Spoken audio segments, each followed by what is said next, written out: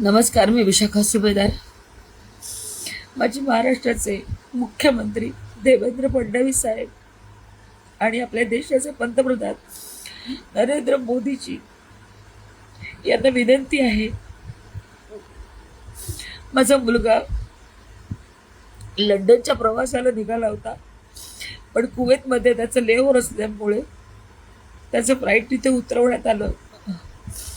पण गेले 4 दिवस एअर स्पेस नसल्यामुळे सगळ्या देशाला माहिती विमानं रद्द केली आणि माझा मुलगा गेली 4 दिवस कुवेतमध्ये अडकला आहे. आणि आता तिथली परिस्थिती गंभीर होत चालली. आपण बातम्यांमध्ये पाहतोय, तो स्वतः तिथे अनुभवतोय. अनेक ड्रोन हल्ले तिथे होत आहेत. आता त्याला एका हॉटेलमध्ये एअरलाईन सर्व्हिसेसनी त्याची व्यवस्था केलेली आहे. इंडियन एम्बेसीली कुवेतमध्ये असलेले त्यांनी तिथे व्यवस्था केलेली आहे. परंतु आता त्यांना भारतात परत आणण्याची व्यवस्था करावी. जसं दुबईच्या लोकांना परत आणलं गेलं तसंच कुवेतमध्ये सुद्धा आपले भारतीय अडकले, त्यांना परत आणण्याची व्यवस्था करावी अशी माझी त्यांना कळकळीची विनंती आहे.